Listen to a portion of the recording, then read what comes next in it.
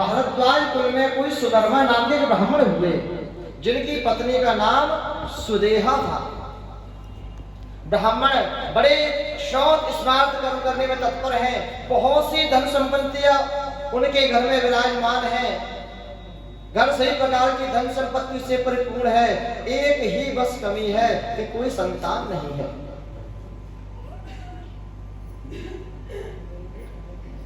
पहला धन निरोगी काया, दूसरा धन पास हो माया, तीसरा धन सुलक्षणा नारी और चौथा धन पुत्र हो आज्ञाकारी।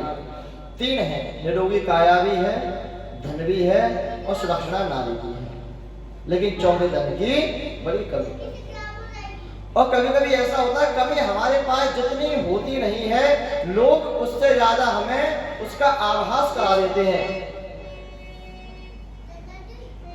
ब्राह्मण को कोई कभी नजर नहीं आती, पुत्र नहीं है तो कोई बात नहीं। सुदेहा को भी ऐसा नहीं लगता कि कोई पुत्र की कमी हो, लेकिन कभी कभी ऐसा होता है कि जैसे ही प्रातःकाल घर से बाहर निकलती हैं और ब्राह्मण पत्नी अरे ये क्या हुआ ये कहते हुए आश्रम में घुस जाती हैं, आए तो दिन भर खाना नहीं मिलेगा। सुन के हृदय बड़ा कष्ट होता है। एक बार आपस में कुछ वार्तालाप होने लगे, आपस में कुछ झगड़ा होने लगा, तो फिर उस सुदेहा से ब्राह्मण की पत्नियों ने कहा कि तुम्हारा पुत्र नहीं है, तुम्हारा कोई संतान नहीं है, तो देखने का कोई धर्म नहीं है। अर्थात ब्राह्मण की पत्नी ने अपने पति से बहुत अनुग्रह किया, उन्होंने विनय किया और उसे ब्राह्मण ने दूसरी शादी की, जिसका नाम था घुष्मा।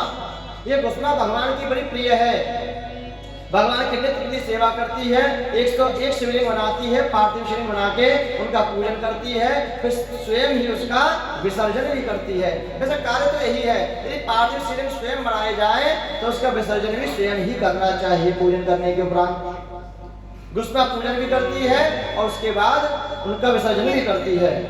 प्रभु कृपा से समय व्यतीत हुआ, पुत्र की प्राप्ति हुई, फिर पुत्र बड़ा हुआ, पुत्र बड़ा होने पर पुत्र का विवाह भी हुआ। अब पुत्र होने के कारण सब लोग घुष्मा से अधिक प्रेम मानते हैं। कुछ तो कह ही देते हैं कि ये पुत्र घुष्मा का है। ये देखकर सुदेहा को बड़ी जलन होती है।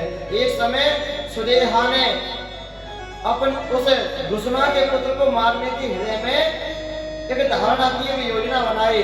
रात्रि के समय वो पुत्र ब्राह्मण पुत्र सोया हुआ था, सुदेहा ने उसे काट के उसके सभी टुकड़ों को ले जाकर सरोवर में से छोड़ दिया, सरोवर में डाल आए। प्रातःकाल घुष्मा ने नित्य कर्म की तरह पार्थिव शिवलिंग की रचना की, पूजन करने जा ही रही थी। जब उस घुष्मा की पुत्र वधू जागी और अपने बिस्तर पर खून पड़ा हुआ देखा और कुछ मांस के टुकड़े पड़े हुए देखे, बड़ी जोर से चिल्लाई, लेकिन घुष्मा अपने कार्य से विचलित नहीं हुई। पहले भी कहा था कि यदि आप भगवान शिव की पूजा करते हैं उस समय कोई भी कैसा भी आ जाए, आपके गुरु को छोड़ के, तो कहते हैं किसी के लिए भी अपने पूजन को छोड़ने की कोई आवश्यकता नहीं। घुष्मा ने कार्य पूरा किया, कार्य पूर्ण करने के उपरांत भगवान का पूजन किया और उसके टुकड़ों को और पार्थिव शिवलिंगों को जब विसर्जन करने के लिए सरोवर में ले गई और सरोवर में पार्थिव शिवलिंगों के विसर्जन किया, तो जैसे ही मुड़ी तो अपने पुत्र को पहले की तरह खड़ा हुआ देखा। बोलिए घुष्मेश्वर भगवान